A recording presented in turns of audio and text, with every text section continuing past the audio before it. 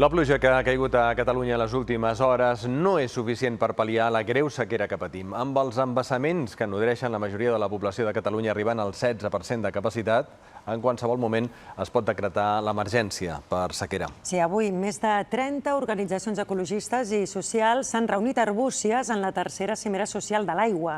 Entre els problemes que han posat sobre la taula hi ha la falta de control dels considerats grans consumidors d'aigua. Neus Santamaria.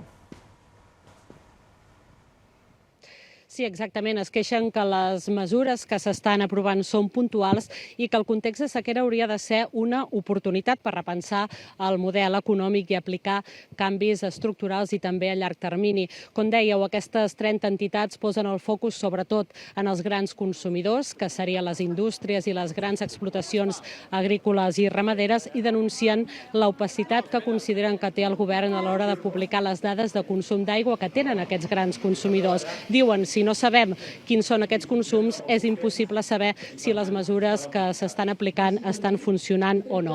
Acusen, per tant, la Generalitat de falta de valentia en aquest sentit i critiquen, en canvi, que sí que s'actuï sobre els rius. El Ter, la Muga i el Llobregat veuran reduïts els seus cabals una vegada entrem en fase d'emergència i diuen aquestes entitats que això suposarà un greu perjudici mediambiental.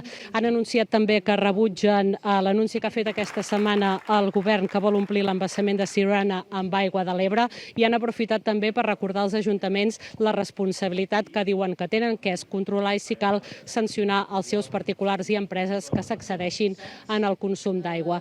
La Generalitat, mentrestant, recordem, ara mateix està treballant en la Taula Nacional de l'Aigua en diferents sectors implicats per abordar el tema de la sequera i confien en poder presentar les primeres conclusions abans d'aquest estiu.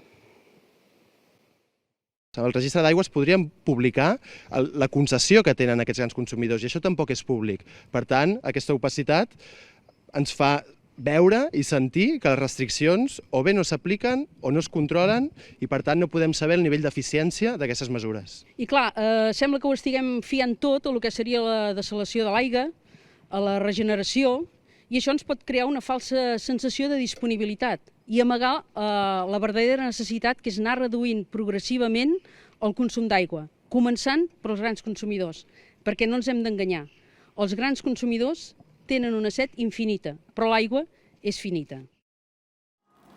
El compte enrere per entrar en emergència ja s'ha activat i pesa sobre els més de 200 municipis que depenen del sistema Ter-Llobregat, amb uns embassaments en mínims històrics d'on veuen gairebé 6 milions de catalans.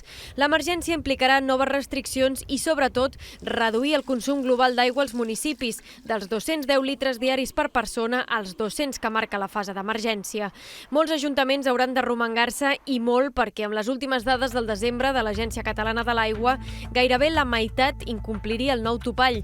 90 dels 202 municipis del Ter-Llobregat tenen consums per sobre dels 200 litres diaris i alguns els superen amb escreix, amb 400 o 500 litres. El Pla Especial per Sequera del Govern estableix unes mesures de mínims. Els ajuntaments, a través del Pla Municipal, les poden enfortir i poden anar molt més enllà. Hem vist pocs ajuntaments que ho hagin fet. Begur, per exemple, amb el problema dels sobreconsums per piscines i xalets, d'una vegada per totes, ha anat a buscar aquests grans consumidors i els ha sancionat. Això ens demostra que es pot fer. Atorgar la gestió de l'aigua a través de concessions a operadors privats, en molts casos veiem que el municipi es desentén de les seves obligacions i que els operadors privats a vegades no fan la feina, com per exemple veiem grans municipis amb fugues molt grans d'aigua. La majoria de municipis admeten que durant anys no han invertit prou per reparar la seva xarxa de canonades, però critiquen que se'ls assenyali. Nosaltres voldríem que el govern ens veiés com a part de la solució i, per tant, que superéssim aquesta cosa d'assenyalar-nos i sancionar-nos. Sanció amunt, sanció avall no farà que plogui. Les sancions no són la solució. El govern ja els ha obert, però, 60 expedients sancionadors per accedir al consum d'aigua per mes i només corresponents al mes de setembre. Les multes ja han començat a arribar a molts ajuntaments. A Matadepera, per exemple, supera els 50.000 euros.